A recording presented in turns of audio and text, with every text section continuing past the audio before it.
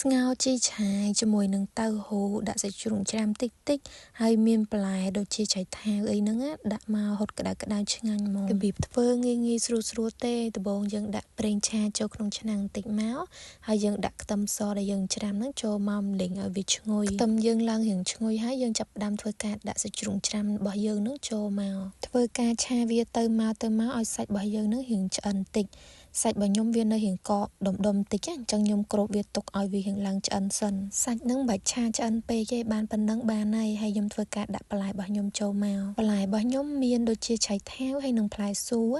ផ្លែស៊ូនឹងរសជាតិវាស្តៀងទៅនឹងតឡាចរបស់យើងដែរគ្រាន់តែថាវារៀងជ្រុបជាងអញ្ចឹង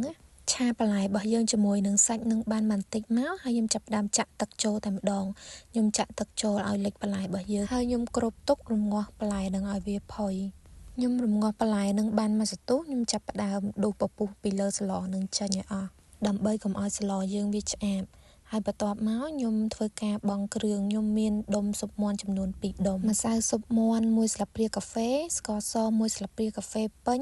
អំបិលបន្តិចហើយនិងទឹកត្រីបន្តិចផងដែរបង់គ្រឿងក្រៅអីហើយអស់ហើយខ្ញុំចាប់ផ្ដើមងាស់វាមកពុះទៀតហើយធ្វើការភ្លក់មើលរសជាតិល្មមអីហើយអស់ហើយខ្ញុំចាប់ផ្ដើមបង់តៅហ៊ូចូលតែម្ដងតៅហ៊ូនេះជាប្រភេទតៅហ៊ូដែលមានសាច់ទន់ៗណាមិនមែនជាប្រភេទតៅហ៊ូដែលមានសាច់រឹងទេ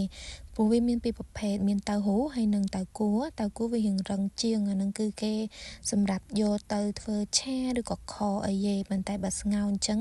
គឺយើងដាក់តៅហ៊ូដែលមានសាច់ទន់អញ្ចឹងគឺវាមានជាតិហើយវាឆ្ងាញ់ជាងបន្ទាប់មកខ្ញុំធ្វើការបង់ជីឆាយចូលតែម្ដងហើយខ្ញុំរោយម្រេចពីលើតិចដែរនៅពេលដែលយើងបង់ជីឆាយចូលភ្លាមគឺយើងត្រូវបញ្ញាប់បិទភ្លើងភ្លាមព្រោះជីឆាយហ្នឹងវាឆាប់ឆ្អិនទេដាក់ចូលទៅក្នុងទឹកស្លតែមួយផ្លែតហ្នឹងគឺវារីកឆ្អិនហើយបើយើងបើកភ្លើងយូរជីឆាយនឹងវារីកកាន់តែខ្លាំងនៅពេលដែលយើងតលាន់សាច់ម្ហូបដែលមានគ្រឿងដិតអីហ្នឹងយើងមកធ្វើស្ងោរជីឆាយញ៉ាំវិញហុតក្តៅឆ្ងាញ់ហ្មង